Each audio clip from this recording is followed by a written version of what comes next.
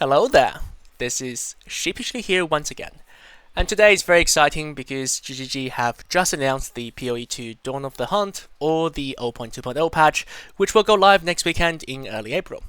There are a ton of exciting changes, there's a whole new class, 5 ascendancies, an economy reset, and of course, which is going to be the focus of this video, there's going to be lots of changes to the endgame. Atlas progressions, Pinnacle Bosses, crafting, all that stuff. Now, before we get into it, quick disclaimer, we can't cover all the changes in this video, but I have went through the entire 2 hours of Q&A between ZiggyD and Jonathan and Mark from GGG and picked out the top 10 key changes that you will need to know before Dawn of the Hunt patch goes live next week. Now, before we get into it, please like and subscribe if you enjoy this content, and if I've left anything out that you think is also worth highlighting, please leave a comment below so as a community we can all be well informed and get ready for the new POE 2 update. Oh, and by the way, on top of the 10 endgame changes, there will also be a bonus 11th change at the end of the video, so please stay tuned for that. First and foremost, Recombination is being added to POE 2 as an expedition mechanic. Very exciting. If you come from POE 1, you know that Recombination is one of the best ways to craft gear, and it is by far my favorite way of making endgame gear as well, so I'm very excited about this one. However, the POE 2 Recombination will be a slightly nerfed version compared to POE 1. And let me explain to you why it's nerfed exactly.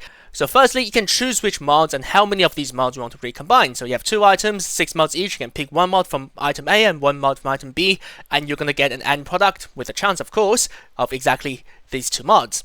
Now, this is quite good because it gives us greater control over the final product, but the chance of failing, GGS said, will also increase depending on the number of mods you choose, right?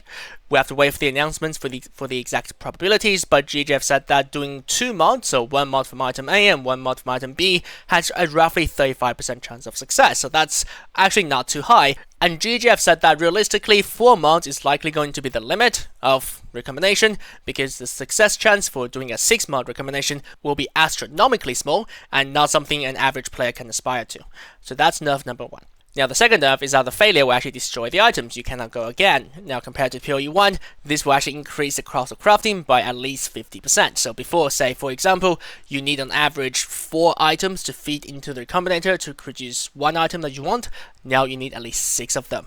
Now, despite all these nerfs, I still reckon that Recombination will be one of the strongest endgame crafting mechanics in POE 2, and definitely one I will be experimenting with quite a bit on this channel once the new patch goes live. The next couple of key changes are related to Atlas skill tree progression, which is tied to the new corruption and cleansing mechanic. In the Dawn of the Hunt patch, we no longer need to do 15 maps of each tier in order to scale up our Atlas tree.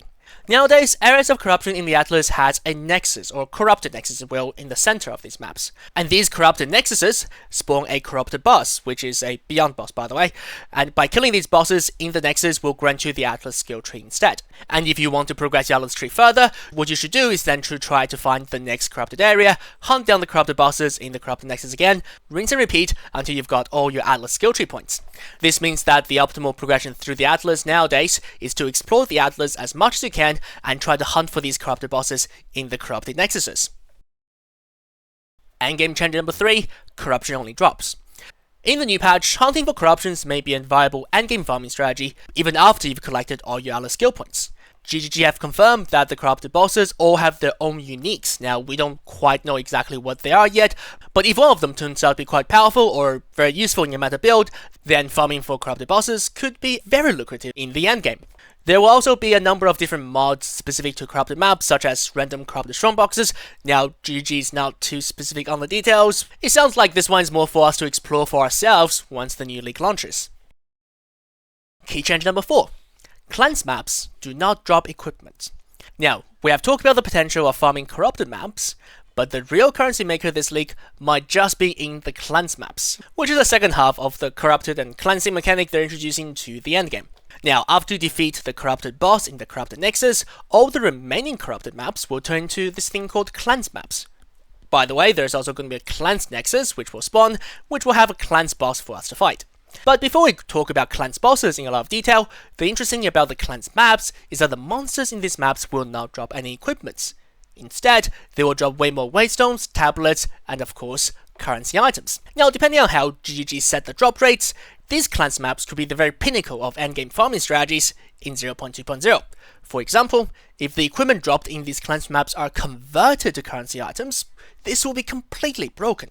And this is because how item rarity affects equipment and currency drops, we might even get double dipping of rarity for these maps. Cleanse maps, definitely one to watch out for, and I will personally be experimenting with these quite a bit at the league start. Key change number 5. Last one on the corrupted and cleansed mechanic side, cleansed bosses will have an 100% chance to drop a fractured orb. Now, if the currency loot explosions we just mentioned are not enough to entice you to farm cleansed maps, cleansed bosses also drop fracturing orbs, and GGG has confirmed that the drop chance is 100%. That's right, cleansed bosses will guarantee a fracturing orb drop each time you defeat them. For those of you who don't know what the fracturing orb does, this is one of the strongest endgame crafting systems in POE 1, and this is now being ported over to POE 2. Essentially, it locks one of the affixes on your item so you can craft around it, giving you greater control over the end product of what you want to craft. Now, the exact mechanic is a little bit complicated, so I won't go into too much detail here, but suffice to say that this will become one of the new key endgame crafting systems in POE 2, and there will be very high demand for these orbs from endgame crafters. Key change number 6, there's now going to be a minimum tier that Waystones can drop at, and that minimum is the map tier you're currently doing. Now, this is a really good change. It was such a pain before when you're doing a T10 map and then you see a Waystone drop and you get all excited, but then you realize it's only a T2 map. I ended up just filtering out all the lower tier maps out of my loot filter, I think, a week into the game. Under the new system, however, how it works is quite simple. If you're doing tier 10 maps, then all the maps that drop will be at least tier 10 or higher. But like all things in PoE though, there is more to meet the eye. A bit of background here, in PoE 1 there's this concept called map equity, and how this works is that if you kill a monster in a tier 10 map, and the loot explosion rolls a tier 2 map, this tier 2 map won't drop, but it will actually accumulate towards some hidden meter. And once enough low tier maps have dropped and this meter is full, then the game will actually drop you a tier 10 map by default. Now, I don't know if this map equity system is fully ported over to PoE 2, but if it is, then what this change means is that it will actually work out to be a significant increase in the number of high tier maps you can drop, doing wonders for a map sustain. Now, this combos very well to key change number 7, which is that the last rare monster in each map now has an increased chance to drop Waystones. To complement the previous change, if you kill the last rare monster in say a tier 1 map, that last rare monster will always drop another tier 1 map. However, this chance will decrease as the map tier increases. So if you progress through yellow and then red tier maps, the chance will reduce, and you would actually need to increase your Waystone drop chance on your Atlas tree, or add more mods to your Waystone itself to boost this drop chance. So this won't be too impactful in the very end game when you're doing tier 15 maps, but regardless of that, the early game progression will be incredibly boosted by this change alone, and this will single-handedly carry your map pool when you're progressing through the Atlas. And don't forget, when progressing through the Atlas, you have more than one portals to use even if you die, so if you accidentally walk into a one-shot, you can still come back to the map and finish it off and enjoy the increased Waystone chance on the last rare monster. Coming over to some Pinnacle content stuff, key change number 8 is around Pinnacle Bosses.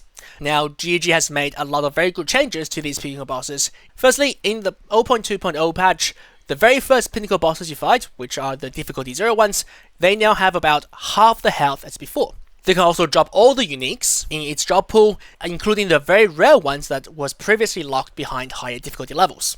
You can also drop boss-specific reliquary keys, adding on to the profits of farming these ones. And of course, dying to these Pinnacle Bosses no longer have an XP penalty. This is a change for the hardcore enjoyers out there, I am sure. And remember, we can now attempt the difficulty 0 bosses multiple times. So even if the server lag hits or you die accidentally by walking to a one-shot, you can just go straight back into the boss fight. Overall, all of these changes are fantastic and they're really gonna improve the Pinnacle boss experience. And what I really like is when GGG said that the goal is to reduce the difficulty spike between doing a tier 15 boss and the difficulty 0 Pinnacle bosses. And I think this is a really good change for the game. Oh, and of course the difficulty 4 Pinnacles, which are the most difficult Pinnacle bosses, are not nerfed, so they will still be a good challenge for the super late game enjoyers. Key change number 9, the biggest nerf bat in PoE history. Speaking of the difficulty spikes in endgame, GGG hasn't been shy about the nerfs that are coming. Now, the details will come out next week in the patch notes, so I won't speculate too much here, but suffice to know that the power levels of all the builds you know is going to get reshuffled around. One thing I will mention though is that the scope of the balance changes, or rather the size of the nerf bat from GGG, is actually a lot bigger than what many of us had initially expected. GGG has apparently done a sweep through every single skill, support gems, ascendancy class nodes, etc., and have really come out hitting hard at the outliers. The end result? Well, according to GGG, their benchmark DPS is somewhere between the 50,000 to the 500,000 mark. And yes, you heard that right, 50 to 500,000, not even breaching a million DPS. For those of you who played the initial PoE 2 early access launch, you know that DPS numbers in the tens of millions is pretty much the standard, and in fact, if I'm being honest, the entry point for any endgame optimized builds. So good luck, Exiles, the new age of Z DPS is officially upon us.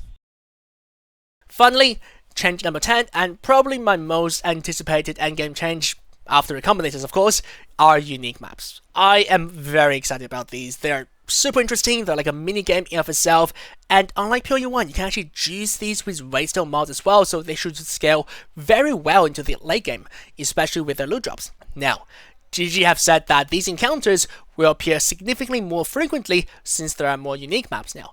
The spawn chance is actually independent for each unique map, so the more they add, the more you'll see different types of unique maps. One thing to note is that these unique maps are tied to biomes, so for example the Essence one is in Desert, but this is going to be quite interesting, and I expect at least the Essence one to be quite profitable, and I do personally enjoy farming for Essences. It's one of my all-time favorite farms in PoE 1. So I might actually try to hunt for some of these biomes in the Dawn of the Hunt patch, and try and search for some of these unique maps to see how profitable they are. Oh, by the way, they also have their own unique icons on the Atlas, so they should be relatively easy to spot. Well, there you go. That's the top 10 endgame changes I am looking forward to in the Dawn of the Hunt update for PoE 2 coming next weekend. Once again, this is Sheepishly here. Please like and subscribe if you enjoy my content. I'll see you guys next time. Right, yeah, I did mention there was a bonus round. The bonus endgame change GG mentioned was that there is still no plans to do an Ascendancy respec. That's a big L for the boys, but we will trudge along. Thanks for watching, I'll see you guys next time.